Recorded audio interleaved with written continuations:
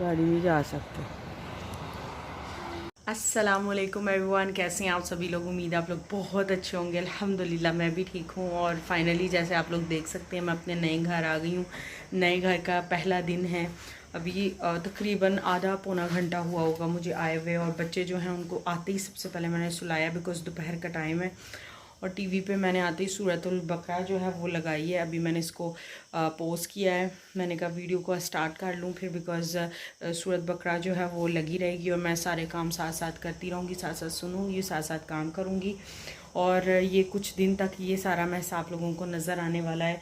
और बहुत सारे लोगों ने मुझे कहा है कि आप अपने घर का टूर ज़रूर दीजिएगा, तो इंशाल्लाह मैं दूँगी, लेकिन जब मैं सारा सेटल कर लूँगी उसके बाद दूँगी।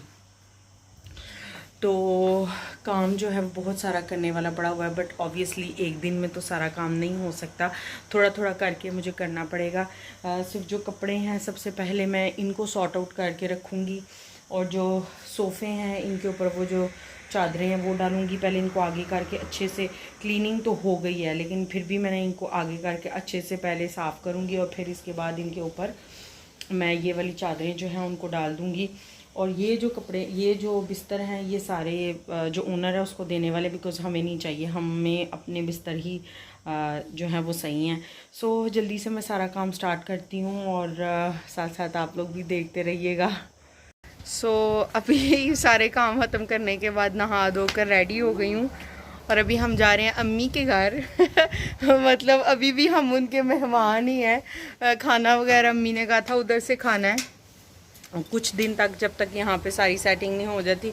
और टॉवल जो है वो मैंने बाहर डाल दी है, बिकॉज़ धूप अच्छी है तो खुश्क हो जाएगा। बाहर जो है हम लोग वेट कर रहे हैं मौसम का, और मौसम जो है वो बस रेडी हो रहे हैं। बस ये भी उधर से ही खाना खाएंगे और फिर ये आ जाएंगे और हम शाम को इंशाल्लाह आएंगे वापस। मैंने दोबारा से सारी क्लीनिंग की है और बच्चे जहाँ जहाँ जा रहे हैं वहाँ वहाँ तूफ़ान मचा रहे हैं। सारी विंडोज़ वगैरह तो बंद कर दी हैं, फ़ैन भी बंद कर दिए, साथ साथ सब कुछ देख लूँ कि बच्चे जो हैं वो खुद मचा रहे थे तो कोई चीज़ उन्होंने खुली छोड़ ना दी हो। सो फाइनली हम लोग अब रेडी होकर जा रहे हैं अम्मी के घर। अम्मी का घर भी आप लोगों को थोड़ा थोड़ा देखने को मिलेगा, मेरा घर तो मिलेगा ही मिलेगा। और थोड़ा सा तो आप लोगों को नज़र आ भी रहा होगा कि मेरे घर के पीछे से क्या व्यू है। और ये है हमारा झूला, जिसमें बैठने पे बहुत ज़्यादा हमें डर भी लगता है बिकॉज़ पता नहीं हमारा वेट ले सके कि नहीं ले सके, लेकिन अच्छा है। रेयान मुझे डर लग रहा है, छोड़ दो। आजो मीठी, आजो। मोमिना मेरी सबसे ज़्यादा इंजॉय कर रही है। आजो, सलाम करो सबको, सलाम करो। कैसा लग रही छोना? हम किधर ला गए हैं, किधर ला गए हम? चलो आओ, चलें, चलो आओ, आ जाओ आ जाओ आ जाओ, चलें चलो। तो मैं अम्मी के घर आ गई हूँ। अभी मुझे बहुत सारा सामान जो है वो पैक करने वाला है, लेकिन अम्मी मेरे साथ बैठी हुई हैं। और अम्मी से मैं कह रही हूँ कि आप कैमरे पे आके बताएं आपको कैसा लग रहा है। जब मैं कुछ घंटे घर पे नहीं थी, अभी ऑफिशियली रात पूरी मैं रहूँगी वहाँ पर, फिर कल एक दफ़ा और पूछूँगी, लेकिन कुछ घंटों में ही अम्मी ने मुझे एक दफ़ा फ़ोन किया है और उसके बाद उनकी कंप्लेंट्स बहुत सारी आ रही हैं।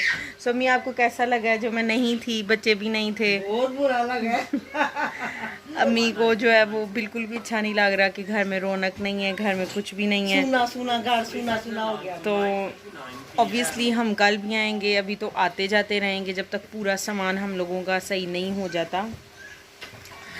तो अम्मी काफ़ी अपसेट हैं, अम्मी का दिल नहीं था लग रहा और हम लोगों का भी दिल नहीं था लग रहा, बट ऑब्वियसली दिल तो लगाना पड़ेगा, ऐसे तो नहीं हो सकता।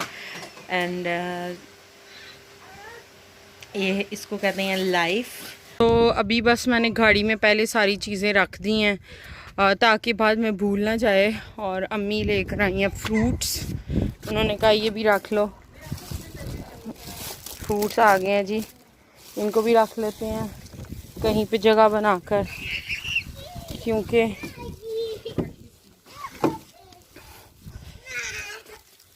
इधर रखते हैं इसको, मतलब जगह कोई नहीं है।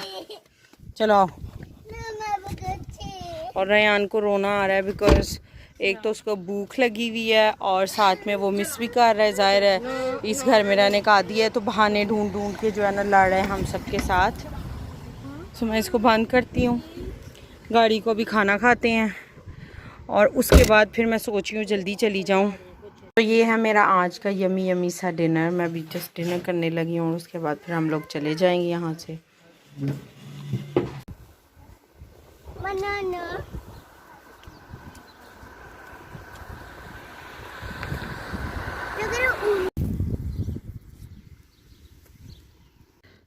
अस्सलाम वालेकुम। अभी है नेक्स्ट डे और रात हम लोगों की बहुत ज़्यादा रफ़ गुज़री है। गर्मी बहुत ज़्यादा थी और वहाँ पर मतलब उस आदमी ने अभी तक वहाँ पे नेट नहीं लगाई हुई कि हम लोग दरवाज़े खोल सकें।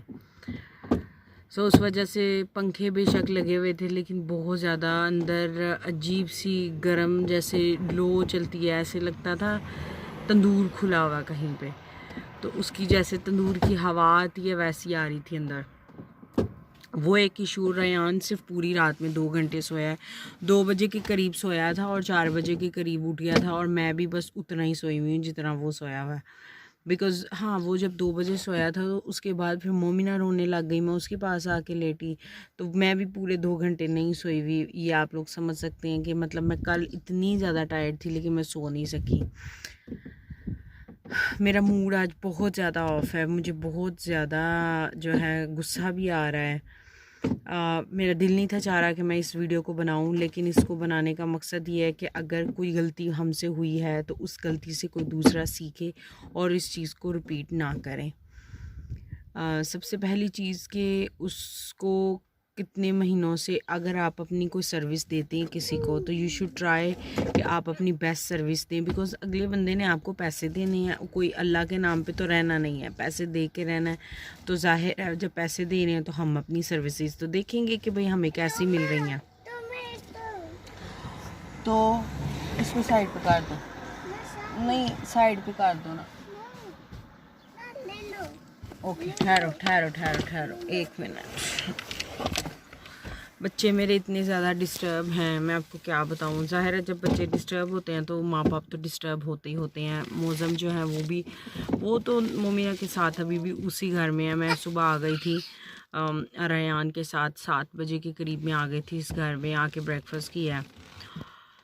घर उसने गंदा रखा हुआ है, नेट्स अभी तक उसने नहीं लगाए हुए। और उसके बाद सबसे बड़ी प्रॉब्लम जो है, चलो बाकी सारी चीज़ें हम लोग सॉर्ट आउट कर सकते हैं, हम लोग अपने पैसे लगा के उसको रहने के काबिल बना सकते हैं। ऑल्दो हम उसको सब पैसे दे रहे हैं लेकिन चलो फिर भी हम लोग इस बात पे भी कॉम्प्रोमाइज़ करने के लिए तैयार हैं कि भाई हम लोग अपने रहने के काबिल खुद कर लेंगे, जो भी चेंजेस हमें चाहिए हम कर लेंगे।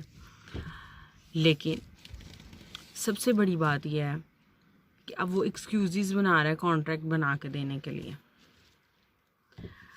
हमने पैसे देने हैं, हमने वहाँ रहना है, हमारे पास कोई लीगल डॉक्यूमेंटेशन तो होनी चाहिए कि भाई हमारे पास कॉन्ट्रैक्ट हो, हम ये बता सकें कि भाई ये हमारा घर है, ये ओनर है। मतलब एक बेसिक ये ज़रूरत है यहाँ पे, और वो बहाने पे बहाने डाल रहा है।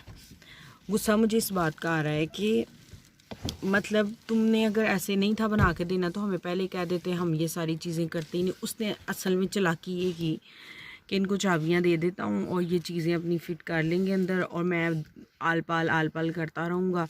हाँ देता हूँ, अभी बना के देता हूँ, नहीं बना के देता, ये नहीं मान रहा, वो नहीं मान रहा, ऐसे नहीं हो रहा, वैसे नहीं हो रहा। मतलब मैं बहाने लगाता रहूँगा और फिर जब सब सारी चीज़ें ही अंदर ले जाएंगे तो इनके लिए बाहर निकाल के लाना मुश्किल हो जाएगा। तो उसको ये नहीं पता कि हम लोग असूलों पे चलने वाले लोग हैं। आप मुझे खुद एक बात बताएं, अगर आप किसी चीज़ के लिए पैसे देते हैं किसी को तो ये आपका राइट है कि आप जिन सर्विसेज के लिए पैसे दे रहे हैं, और फिर हम क्यों कंप्रोमाइज़ करें। हमने पैसे देने और हमने रहना है। भाई तुमने क्यों कॉन्ट्रैक्ट नहीं बना के देना अपने मकसद के लिए, मतलब तुम्हें गवर्नमेंट को पैसे शो ना करने पड़े, भाई वो उसका इशू है, वो हमारा इशू नहीं है। हम तो अपनी एंड पे सही करने की कोशिश करें। हम तुम्हें पैसे दे रहे हैं और हमने वहाँ पे रहना, और तुम हमें कह रहे हो तुमने कॉन्ट्रैक्ट नहीं बना के देना। इसका ये मतलब हुआ ना कि तुम, इसका मतलब है कुछ तो गड़बड़ कर रहे हो। 100 बातों की एक बात मैं आप लोगों से कहूँगी कि आप लोगों के साथ ये बात शेयर करने का मतलब सिर्फ इतना सा है कि आप लोग इस एक्सपीरियंस से सीखें और अगर कोई भी इंसान आपको आल पाल करता रहे तो आप उसकी बातों में मत आएँ। आप उसको क्लियरली, जब तक वो आपके सारी जो चीज़ें हैं लीगल वो कंप्लीट नहीं होंगी, तब तक आपने कोई भी स्टेप नहीं लेना। और रही हम लोगों की बात, तो इंशाल्लाह हमारा भी कोई ना कोई रास्ता तो निकल ही आएगा। या आर करेंगे या पार करेंगे, कुछ ना कुछ तो अब करेंगे। स्ट्रेस बहुत ज़्यादा है, लेकिन स्ट्रेस होने से कोई फ़ायदा नहीं है जब तक कि कोई स्ट्रेस लेने का फ़ायदा नहीं है। बस इंशाल्लाह कुछ ना कुछ इसका अब हल निकालेंगे। अब क्या हल निकलता है वो तो आप लोगों के साथ शेयर करती रहूँगी। अपनी लाइफ आप लोगों के साथ शेयर करने का यही है कि आपके साथ मैं अपना एक्सपीरियंस शेयर करूँ और आप लोग अपना एक्सपीरियंस मेरे साथ शेयर करें। और हम लोग आइडियाज़ जब एक्सचेंज करते हैं, एक्सपीरियंसेस एक्सचेंज करते हैं, तो बहुत कुछ सीखने को मिलता है। और मुझे उम्मीद है आप लोगों को इससे बहुत कुछ सीखने को मिला होगा। और मेरी टेंशन आप लोगों ने बिल्कुल नहीं लेनी है। अल्हम्दुलिल्लाह, अल्लाह ताला जिस हाल में रखे उसमें खुश रहना चाहिए। बाकी अल्लाह पे साइड और फेंकी हुई है। इंशाल्लाह सब कुछ ठीक हो जाएगा। थोड़ा वक्त लगता है, लेकिन सब कुछ ठीक हो जाता है। सो इस वीडियो को मैं यहीं पे एंड करूँगी। अगर आप लोगों को मेरी ये वीडियो थोड़ी सी भी अच्छी लगी तो मेरी वीडियो को लाइक करें, मेरे चैनल को सब्सक्राइब करें। इंशाल्लाह मैं आपसे मिलूंगी अपनी नई वीडियो के साथ। तब तक के लिए अल्लाह हाफिज़।